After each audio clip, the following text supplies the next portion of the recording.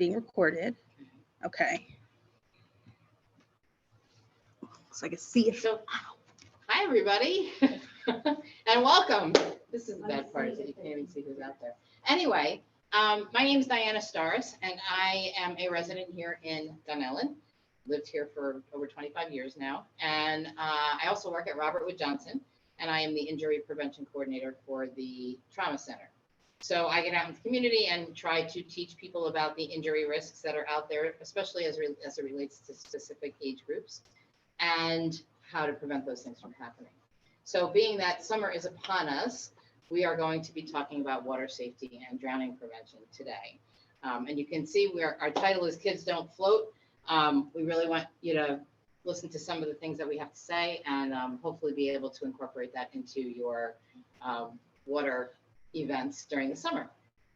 I would like to thank the PTO for hosting us today and for inviting us to come. And I would also like to thank the Borough of Dunellen and some of my volunteers here, Jess and Sarah, who have helped to put this together and make it happen, and look for some more water safety information coming out during the summer. I guess if you have any questions, will you be able to see the chat? That'll be the whole. Let me see if I can connect to my phone. Okay, wonderful. All right. So why are we talking about this? Well, we know that there are a lot of children who drown during the summer, and we call the summer trauma season at the hospital, because that's when we see the most kids in the hospital for accidental injuries. And we know that home swimming pools are the most common site for drowning to occur for kids that are 1 to 4 years old. And you can see that we see drowning deaths increase by almost 90% May through August, which is just an astronomical amount. And obviously I'm talking about the Northeast. If you talk about Florida, Arizona, or California, they have totally different numbers because you can swim year round there. And there was a study that was done by Safe Kids Worldwide 3 years ago that actually talked to parents and caregivers of children who had drowned. And 9 out of 10 of them said that they were watching kids while that happened. But we're going to talk a little bit about what it means to watch a kid in the pool and then really watch some kids in the pool. So I'm not going to go into a whole lot of statistics, but I do want you to know that a home pool and a family or friend pool are the most common places for kids to drown. And there was just a 3-year-old just a few weeks ago in Middlesex County who drowned in a neighbor's pool. Last summer, we had several of those happen. So really important to think about not only your pool, but what's going on in your neighbor's house. For me, the most impactful piece of this is that low-income kids are at greater risk for non-swimming pool drownings.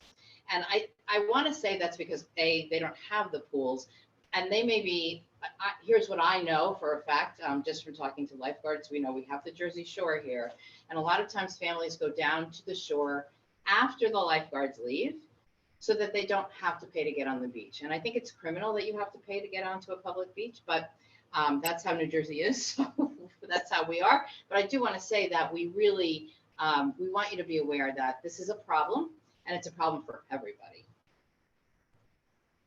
So we're going to talk about several different ways that we can prevent childhood drowning. And I know this says childhood, but this really does run the gamut of all ages. So the first thing that we're going to talk about are what we call layers of protection. And this is specific to pools that you might see in a backyard. So we're going to talk about fencing and gates, pool covers, alarms, and drains. So first thing to talk about is fencing and self-latching gates. In New Jersey, every municipality creates their own ordinance around what is required if you put a pool in your backyard. And in Dunellen, we really don't have any ordinance to even talk about fencing or latching gates. And many communities do not. We are not alone in that. But the best practice is that if you're going to put a pool in your backyard, that either your yard is fenced and or the pool is fenced, and you can see some examples here, even for an above ground pool, and that you have a self-latching gate so that if it is open and you go through it, it closes right behind you. It's also recommended that those fences be at least 4 feet high. So whether or not there's an ordinance in a town really shouldn't matter. You really do want to make sure that a child, like we see in that top left picture, cannot get to the pool unless there is an adult around who's going to let them in. And then pool covers, and I have an extreme example here on the left, but a lot of us have pools that look like the two on the right. They could be 10 feet wide, they could be 15 or 18 feet wide, they could be 30 inches deep, or they could be 4 feet deep. Regardless, it doesn't matter. Every pool should have a cover, because you don't want to have to worry about your children getting in the pool without you, nor do you have to worry about the neighbors' kids getting in the pool without you. Not to mention that it does help to keep the pool clean, but that's an added benefit. We want to make sure that kids don't have access to a pool without an adult there. And that's really what we're talking about. It's sort of the same as talking about limiting access to alcohol for underage drinking, right? We want to make sure that we limit that access. So if we can put a pool cover on, that's great. If you have one of those plastic sort of wading pools that you're using in your house or in your yard, really what we recommend is that you empty it every night and turn it upside down, because you only need 2 inches of water for a toddler to drown. So if you leave that wading pool sitting there and God forbid somebody gets into it that shouldn't, there could be a real repercussion from that. So all pools either have a cover or you're dumping them when you're done and turning them over so that kids can't get into them. Are you in, Nicole? In your phone? Oh, you can't get in? Okay. Sorry, we're just trying to, well, at the end, we'll take questions because that way we can look at the chat. Or, okay. Oh, good. Okay. So the next thing we want to talk about when we talk about barriers are alarm systems. And there are many of them. And again, I'm showing in-ground pools here, but they exist. You can put any of these alarms on an above-ground pool also. The idea behind the alarm is that it's a pool surface alarm. So if something breaks the surface, it will alarm, and you have a sensor in your house and it will tell you. The one on the right there actually just makes a loud blaring noise. Some of them have a sensor that you put in your house, and that is what makes the noise so that you can hear it when you are inside. It will help if a child breaks the surface. Even if a ball like this breaks the surface, it's going to alarm, and it will let you know that something or someone is in the pool that should not be there. Because if you're not out there, then nobody should be out there. So that's a pool surface alarm. Then there are alarms that go right on the child's wrist. And they're cute, right? They look like turtles. Again, that bottom, no, I can't pinpoint it, but that bottom alarm sensor sits in the house, and then the child wears the bracelet. And if it gets water on it, it will alarm. So again, you should always be with your child. However, kids are smart these days and know how to play Houdini and sneak out the back door without us. So it's always good to have something like this. Like that child that's in the back corner of that pool potentially could end up in the pool and you would never know. So we want to make sure that we're providing those barriers. And then the last piece of this that I wanted to talk about is drain entrapment. So we want to, especially if you have a pool. If you can see the drain on the right-hand side, there's child's hair is stuck into that drain. There are pool drains, and I'll show you in a minute how they've changed, because about 10 years ago, there was a senator's granddaughter who actually was in a hot tub. She was 4 years old, and her hair got stuck in the drain, and there was no way to shut off. There was no emergency shut off for the hot tub, and she drowned. And by the time they got to wherever the plug was and pulled the plug, it was too late. So he really lobbied for a ruling, a law that's called the Graham-Baker law. And basically what it is it talks about the actual drains that are in pools. And so now, for the last 10 years, if you're selling a pool, whether it's above ground or below ground, it has to have a specific drain so that this can't happen. And that's what the new drain looks like on the right. If you look on the left, this was a child who got stuck to a drain. Luckily, there was a release system, a safety system built into that pool, so they were able to release him from that drain. But that's what happened. So really, there's a lot of issues with hair entanglement or limb entrapment. So we want to teach our kids that, because a lot of times their kids are like throwing things in, they're diving down to the bottom to go find a dart or whatever it is. We want to make sure that they're not going near the drain. That's the bottom line. But if you have a pool, this is the drain or the type of drain you should have on your pool. It should not look like this one, right? They're all supposed to look like this now. And that is because of the Graham-Baker Act. So the next thing we want to talk about is life-saving gear, all right? Now, if you have a pool or you're near a pool, you should be aware of what's there to help somebody if they are drowning, because sometimes you might not be a great swimmer yourself. And also, if you go in the pool to help someone who's drowning and you can't stand on the bottom, you yourself could end up getting dragged under, because people who are drowning are panicking and they will grab onto you and drag you right under the water with them. So especially if you are not a strong swimmer, you don't want to go in after somebody. So these are some of the things that we should have near a pool, whether it's your own or you're at the Middlesex pool. It doesn't matter. You want to know where these things are, because the lifeguard can only watch so many kids. And really, lifeguards at community pools, I'm not saying they're not there to help save lives, but the real reason they're there is to ensure that the rules are being followed so that they don't have to worry about somebody drowning. So you need to keep an eye on your kids, and you should know where life-saving stuff is. So in the top right, we have a flotation ring, which you would throw out to the person. It has a rope attached to it. And I'm sitting here making motions like they can see me. Oh gosh. Anyway, you would throw that out to the person. There's a rope attached to it, and you would let them latch on and come in. The bottom right is what we call a rescue buoy. And a lot of times you'll see lifeguards at pools walking around with them. They're switching with them. That too has a rope attached to it. You throw it out to the person so that they can grab onto it. The thing on the left is called a shepherd's hook, not like the shepherd's hook we hang our plants from. This is an actual life-saving piece of equipment. And basically you would just be on the side of the pool and be reaching out with that hook to grab that person to bring them in. Now, if you notice the picture who's doing the life-saving, she is down low to the ground so that her center of gravity is really low to the ground. I've actually seen people demonstrate this by laying down at the edge of the pool and reaching out, because you don't want to get pulled into them. So you've got to put yourself in a position that will allow you to be stable on the side of the pool. So these are things that should be near the pool, along with a cell phone, right? And a first aid kit. So there are a lot of devices out there that help to keep us afloat.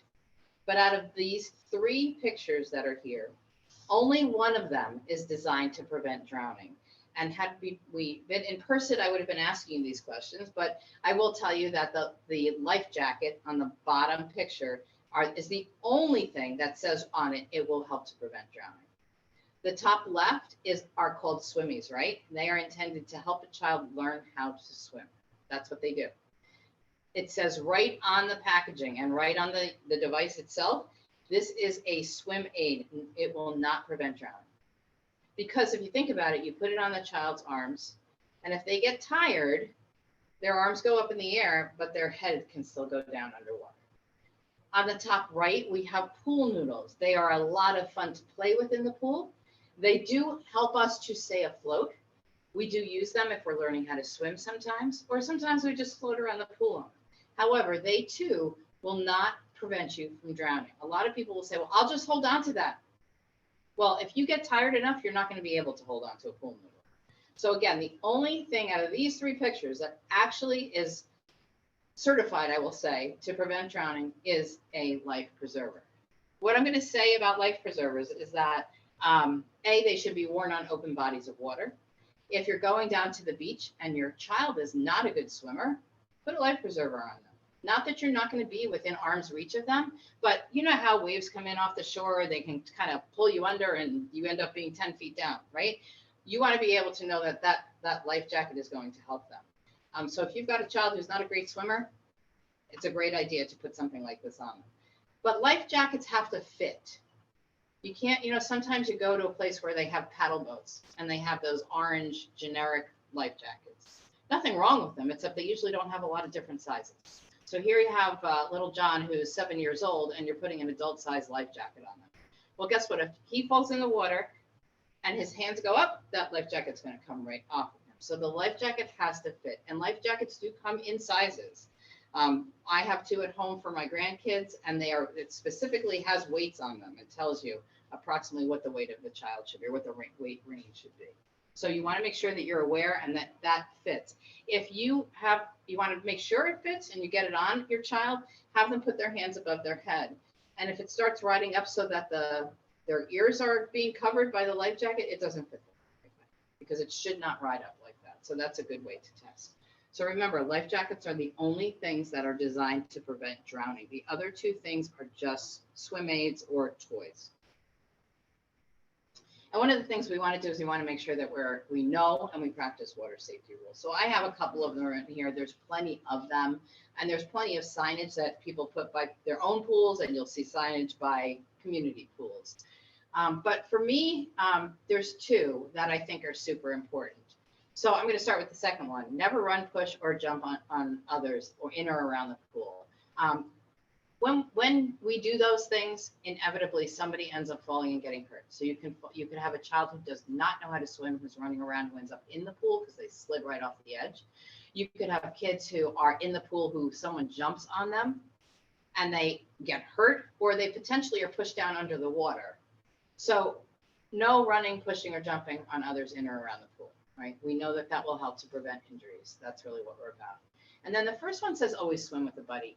And so my philosophy is that I'm a good swimmer, but if I'm going to go into my pool in the backyard, I'm going to at least make somebody else in my household know that I'm out there, and ask them to stick their head out the back of the door in 5 or 10 minutes and make sure I'm okay. Because you never know what can happen, right? I could run into the side of the pool and hit my head. I could get a cramp, whatever it is. I believe that you should never be swimming alone without somebody else knowing that you are in a body of water. With kids, we always, and if you think about it, when kids go to camp and they're in the pool, they always have a buddy system, right? So the lifeguard blows the whistle and you're supposed to stick your hand up in the air with your buddy, which means you need to kind of be near them and you need to be sort of watching out for them. And that's what swim with a buddy means to me, that you're watching out for someone else. So you're at the beach, and typically a lot of us go down to the Jersey Shore. You're at the beach and you're an adult and you're like, I'm going to go out swimming. Well, I'm going to ask my wife or somebody who's sitting on the beach to say, keep an eye on me. I'm going to wave to you. I want you to wave back. Make sure that you can see me, because especially at the ocean, you just never know what's going to happen there. So really, really super important to always swim with a buddy. We talk about diving, and we have rules about diving. So if you are at a pool, most of them now, if they don't have a diving board, there's a reason for it, and they will say no diving. Okay. If there is a diving board, it's going to be at a deep end of a pool, and there will be at least 9 feet of water there. So if it's not that deep, nobody should be diving into it, because especially for kids, because they don't have a whole lot of control, and they might do a really deep dive instead of doing a shallow dive. And as an adult, you might have a little bit more experience with that. So we just say, if the pool is under 8 feet, no diving. Okay. And like I said, for commercial pools, you won't see a pool under 9 feet that has a diving board. Lakes and rivers, for the most part, you cannot see the bottom. You have no idea what is down there. There could be huge boulders. There could be tree trunks. You never, ever know. So no diving. Okay. That shouldn't happen. I happened to be at a conference a couple of years ago, and there was a family there who had lost their 13-year-old son to drowning. They were a lake family. They lived on a lake.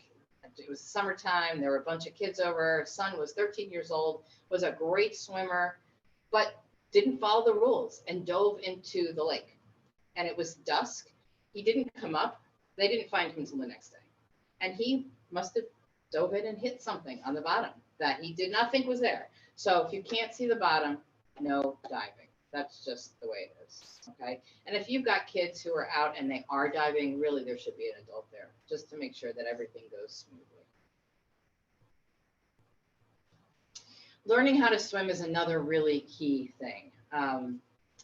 Most young children are not really ready to take lessons until they're about 4 or 5 years old, because developmentally they don't have the endurance or the coordination to be able to swim and alternate their arms and look out of the water to breathe.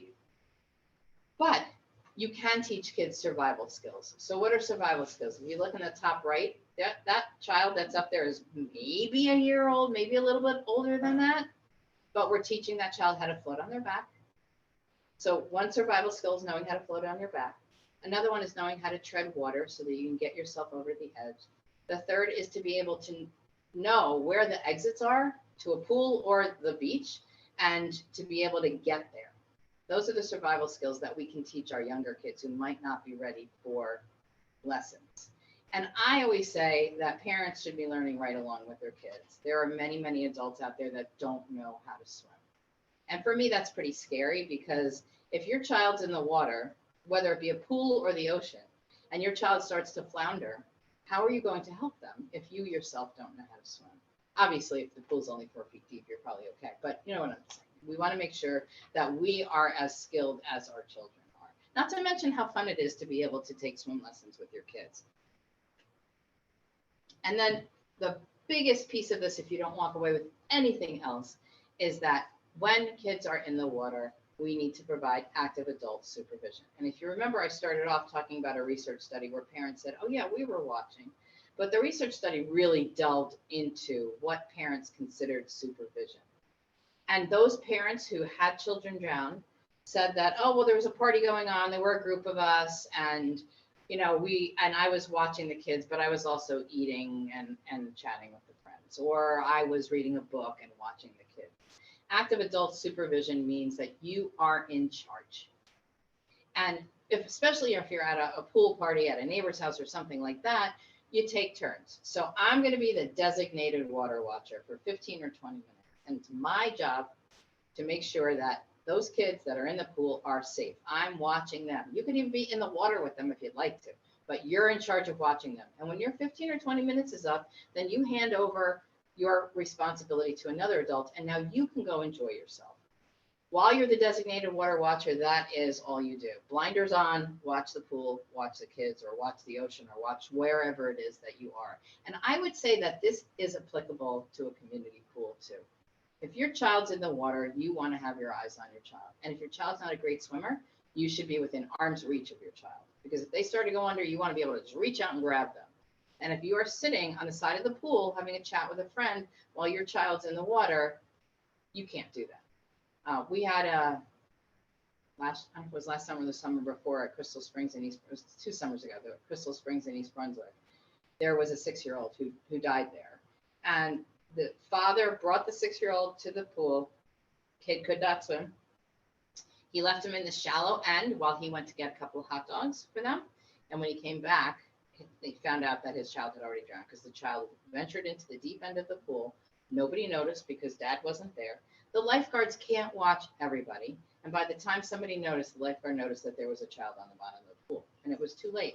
So I'm not telling this to you to scare you. I'm just telling you that this happens and you don't want it to be in your family. So you want to do as much as you can to make sure that your kids are as safe as possible, right? So like that bottom left picture, that's a perfect example to me of I'm watching these kids. I'm in the pool with them. We're having a great time. I'm watching the kids. I'm not doing anything else, right? The other thing too is to learn infant and child CPR and basic first aid. And there are many organizations. I mean, I work for Robert Wood, so I will tell you that our Robert Wood Johnson Mobile Health does family and friends CPR and basic first aid. And that is, it's not a certification, but it is a training class. So you don't walk away with a first aid card or a CPR card, but you do walk away with the skills and the knowledge. And I would highly recommend, getting together a bunch of your friends and family and bringing somebody in to do some kind of a class like that, so that you have that knowledge and those skills, and you can help in case something happens. So normally, again, in person, I would say, is this picture safe or dangerous? I do have a few audience members here, so maybe we can, yeah, play along. It would make me feel good. Is this safe or dangerous? How is it? Well, tell us. How is it both? Safe because there's an adult present, eyes on the child. Right. Dangerous because there's a child who can't swim at the edge of the water with unassisted. Well, okay, I'm gonna say it's safe because the parent is, or grandparent, whatever, is right there, and that child's not gonna end up in the water without that parent having their hands on that child, is the way I would look at that. We're gonna come to one that you can tell me that. What about this one? Safe or dangerous? It's kind of a double-edged sword here. Dangerous. Okay, go for it. The life jacket's not the appropriate size. Good, excellent. Why else is it dangerous? Nobody's within arm's reach. Right. Where's the adults? There's nobody there. If that kid, if a wave came in and took that kid, forget it. He's gonna be gone, right? Safe because the parent thought to put a life jacket on, okay? But again, we need to make sure that the life jacket fits, and again, there should be an adult right nearby. What about here? Safe. Okay, good. Why is it safe? Life jacket, open body water. Great, wonderful. And they're making sure it fits. Right? What about this one? What's dangerous? There's No fence. pool protection. Oh, yes, we have someone online. Yes, no fence, right? No nothing. There's no barriers anywhere, right? There's not a fence around the yard, nor is there a fence around the pool. So that to me would be super dangerous, nor do I see any pool alarms or anything like that. So that, unless you have no kids around, then that would not be, this would not be an ideal situation. And this one. Safe or dangerous?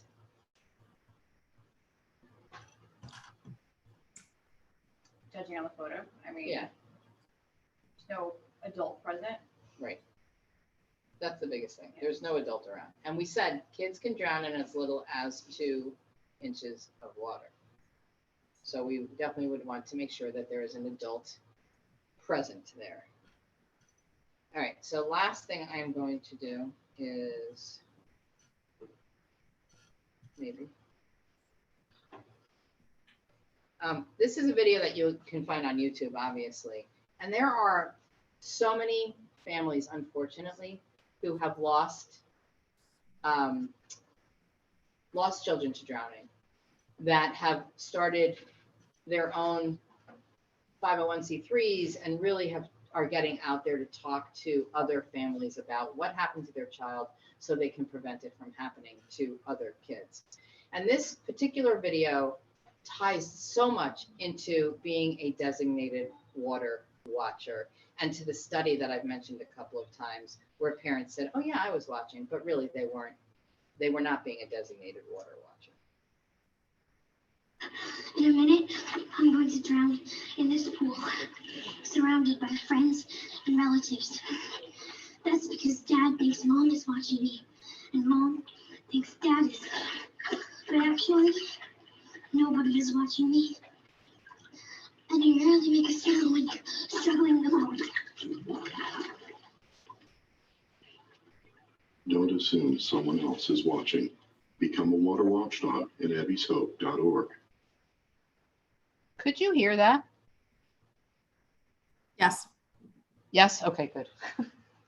Just had this one. I was like, hearing that. So Abby's Hope is an organization. I got to meet these parents. I was at a drowning prevention conference before COVID, obviously. And there were 10 families there that told their stories. And they're just the tip of the iceberg. But this really is key because, as I said, being a designated water watcher or using that premise, and we have designated water watcher tags here at the library right now, which I guess maybe what we can do is if you can put your information in the chat, then we can make sure that we can somehow we'll get in touch with you and figure out how to get it to you because we're all from right here anyway. But if you can put your name and maybe an email or a cell phone into the chat, we'll reach out to you. Because if you have a pool or you belong to the Middlesex pool or anywhere else, you should have a water watcher tag. It just is a reminder that it's your job right now for 15, 20 minutes to watch the kids. And now you're going to give that water watcher tag to the next person and it's their job. And again, you can go on YouTube and find a lot of these things. I don't recommend doing that because for me, it's extremely depressing. But I do think that there are some really important points to be made from listening to parents who've lost kids. You know, like the child who dove into the lake, who was a great swimmer. It doesn't matter how well you swim. If you don't practice being safe around water, bad things can still happen. That's sort of just the way it is. And this is my contact information. So I do go out into the community. I've been at Faber and Lincoln Middle and the high school numerous times to do presentations on a lot of different kinds of topics. But if you belong to a group or maybe your church or somewhere and you'd like a presentation on an injury prevention topic, anything violence or injury prevention related is what we do. And you can reach out to me either via email or via phone. And we can set that up. So I guess what I would like to do is ask if there's any questions. We can do this now. Oh, okay, cool. So then now, if there are Nice. questions, Do you have any questions?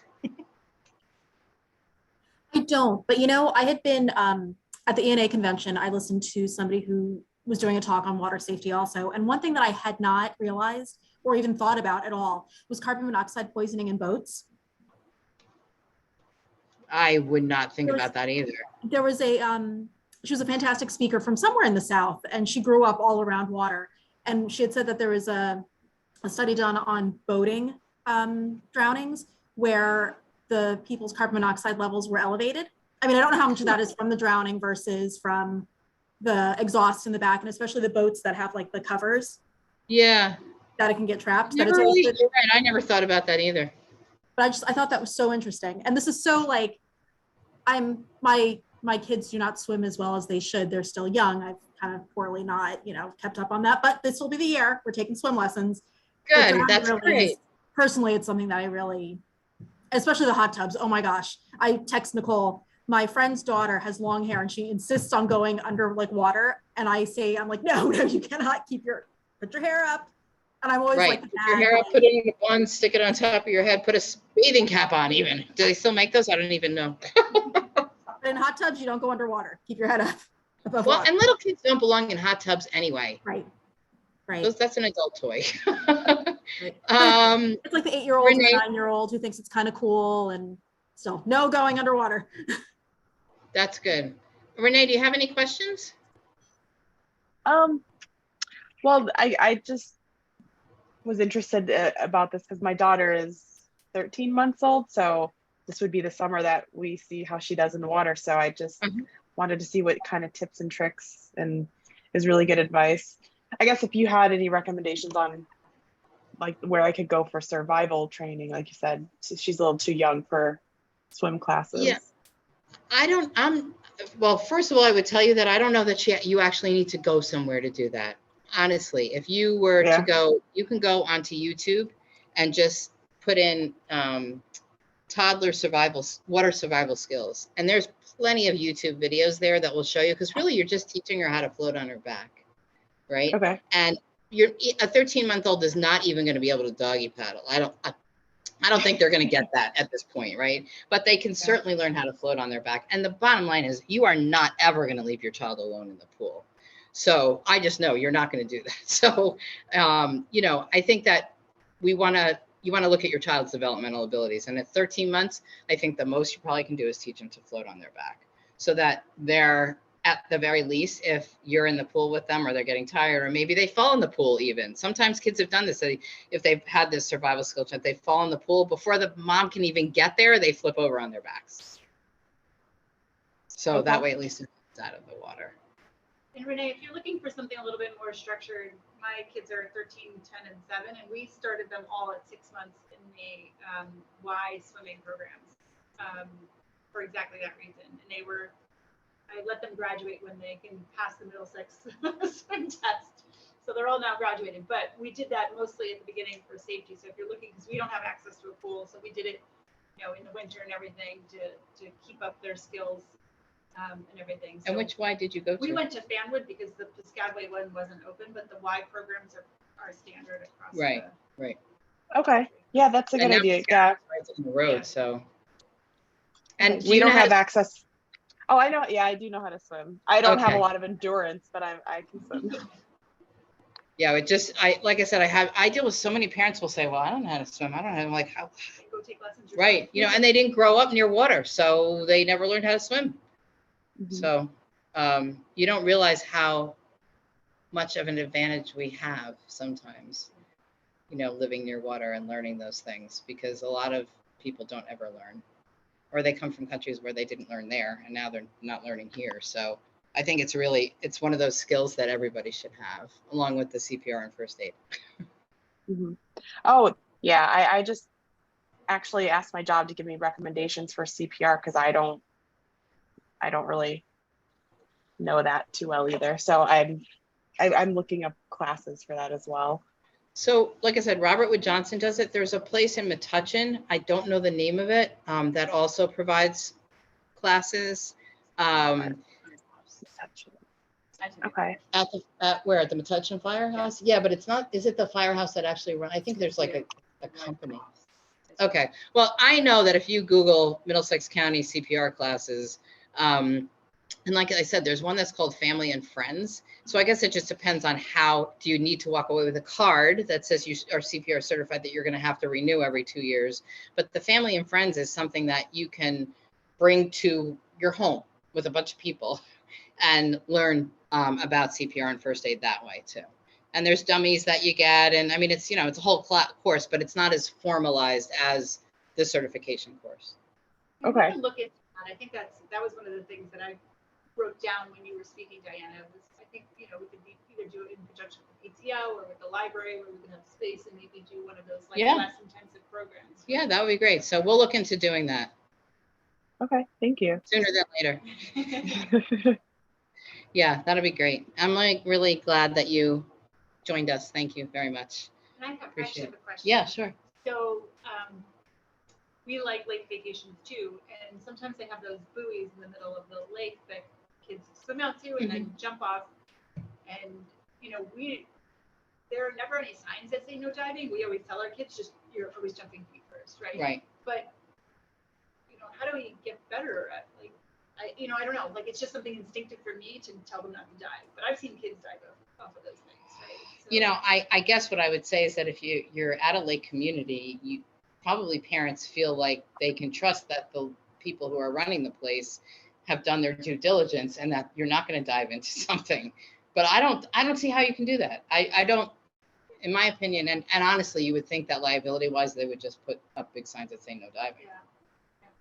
So I think we just have to be smart on our own. I don't think we can depend upon other people. I think that's sort of unfortunate, but yeah, you know, that's why we learn these things, so we can keep our families safe and tell everybody we know. Right? So anything else from our audience? All right. Well, thanks so much for being here. Really appreciate it. And just so you know, do you have kids in Faber? Yes? I do. So we are going to be I have to say this because we're here. We're going to be starting a walking school bus in the fall, and there will be a survey coming out, like I hope in the next few days, to ask parents about whether or not they would want to actually help with. So do you know what a walking school bus is? So walking school bus, imagine, because we are a walking community, obviously, and we have, you know what the traffic is like in the morning trying to get to school or trying to get anywhere. It doesn't have to be to school. A walking school bus basically asks for parent volunteers to be the bus drivers. And so that would mean that there's a parent who is leaving with their child, and this will get mapped out. And along the way, they stop and they pick up about 10 kids. And at the end, there's another parent bus driver. So there's two parents that are basically walking with the kids, making sure that they don't get hurt and, you know, stay on the sidewalk. But the kids get to spend time with their friends and their neighbors. They get to walk to school, and it's a safer environment, because there are so many parents that tell me that they do not let their child walk to school in this 1 mile square town because they're afraid of their safety, and not that they're going to get snatched, that they're going to get hit by a car because of the speeding, because there's not enough crossing guards, blah, blah, blah, blah, blah. So this is a way to address those concerns, because now there is adult supervision. Like I said, the kids love it. The idea of it, even just getting to walk. And when we do walk to school day, there are so many kids that will say to me, I want to do this all the time. Yet it's a one time a year thing that they do. So we are going to be sending out a survey both to find out if there are parents who are interested, and then also to find out if there are parents who want their kids to be part of the walking school bus. So be on the lookout. Okay. All right. Cool. Thanks again. And on to the PTO meeting. Yeah, let everybody know this will make a link on YouTube and this will be shareable. So if you really enjoyed and learned something, please share with your friends. Right. And if you want to get any of this merch that we have, put your information into the chat or let Nicole know. Okay. Thank you. Thank you. Have a good night. Thank you.